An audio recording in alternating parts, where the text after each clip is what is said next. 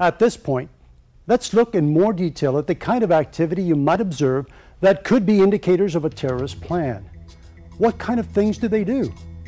The first step for a terrorist organization to become viable is to increase its size. They do this by holding rallies, posting recruitment flyers, guiding visitors to their websites, and so on. Be on the lookout for suspicious documents that you find on your site, but keep in mind that freedom of speech and expression is guaranteed by the Constitution. Fundraising is obviously very important in the terrorist realm. They need money, just like every other criminal entity does.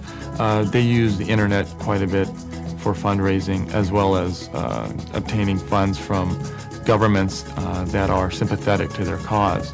What we're seeing locally is the trafficking of narcotics, pseudoephedrine, as well as other drugs that are used for profits obtained from the sales are used to fund terrorist organizations in the Middle East, as well as other countries abroad. Another key step for terrorists is to get money. The easiest way to get money is to steal it. There is no record. ID theft, for example, is on the increase, and using another person's identification is an easy way to illegally obtain cash or merchandise that can be converted into cash. Property that is stolen can also be sold to generate cash. Terrorists frequently commit armed robberies to get quick cash.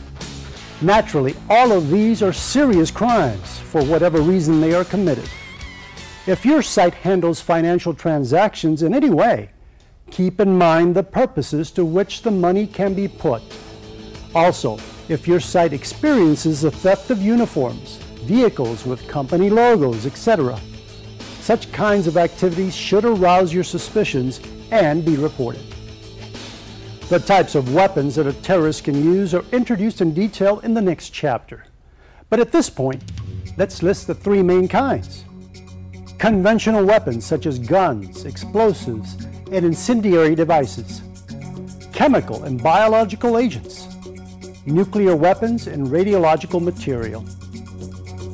Here is what you should be on the lookout for. You are looking at various blasting caps to set off an explosion. If you see anything like this at your site, let someone know immediately. This image shows how a small homemade pipe bomb, such as the one in the top left-hand corner, can cause a major detonation. Pipe bombs come in different sizes, but all can easily be carried on a person.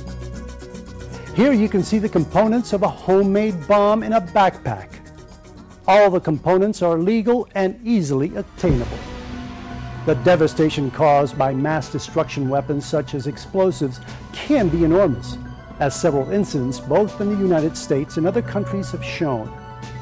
Chemical agents are highly toxic, but are used less often because their effect is hard to limit.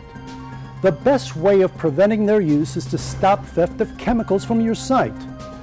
The potential users have to get into your site to steal this material, and that's where your important position comes into play.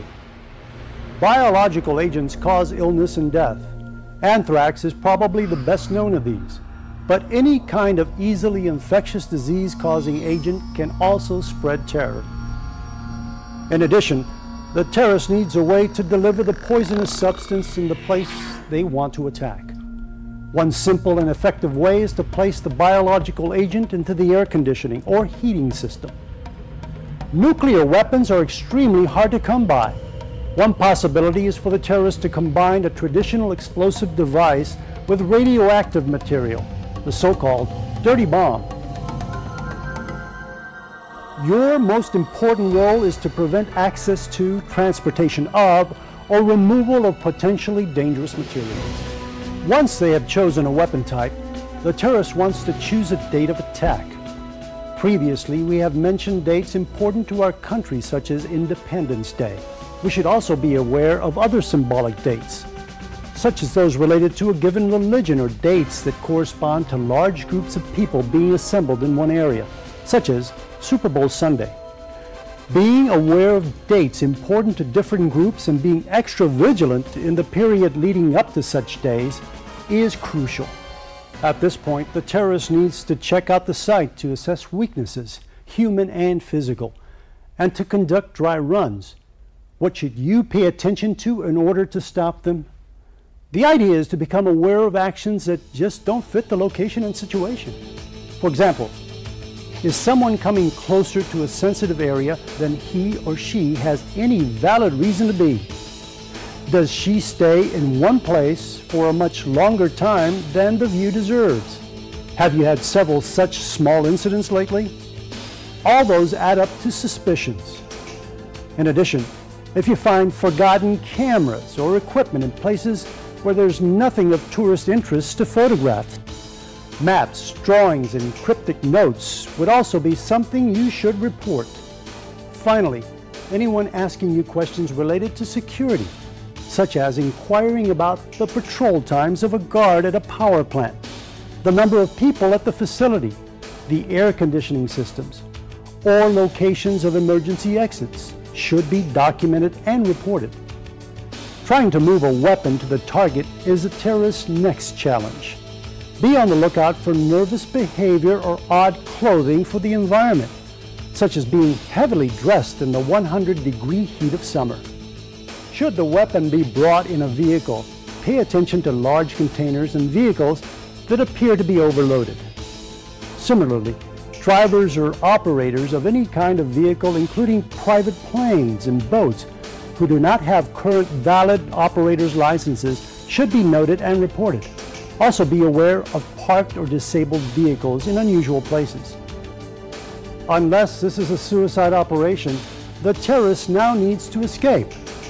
The same indicators that made you suspicious of people arriving should cause you to think twice at the time they are trying to leave. They may have less to carry, but they may be more nervous and have a greater sense of urgency. However, if it is a suicide operation, the terrorist does not wish to escape. In the past, we thought we could describe fairly accurately the characteristics of a potential suicide bomber, but this is no longer the case. There is no real profile.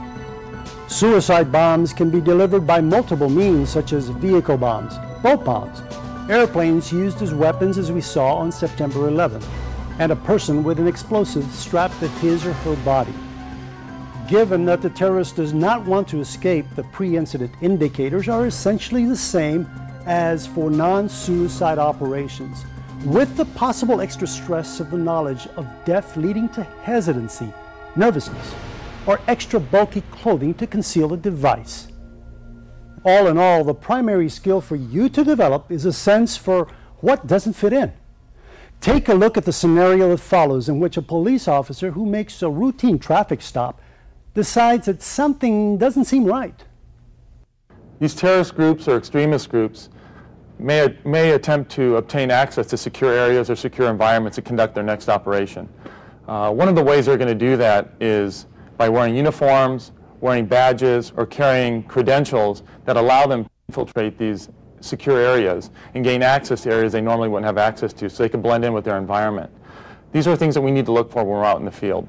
Uniforms, badges, contraband, anything that would allow them to gain access into areas they normally wouldn't have access to. That next vehicle stop, where a person or group is in possession of these items may be stolen, they may be lawfully obtained, but that may be the next stop to taking that piece out of the puzzle to the next terrorist act. So keep your eyes and ears open, report any suspicious activity to your TLO officer.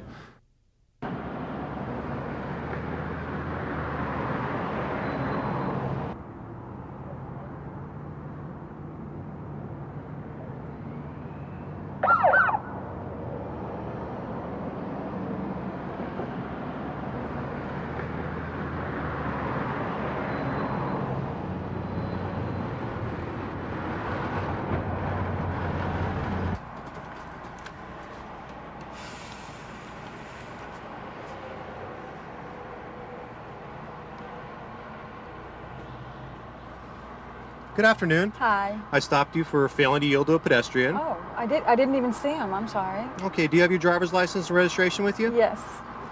Can I see those, please? License. Is this your correct address on your license, ma'am? Yes.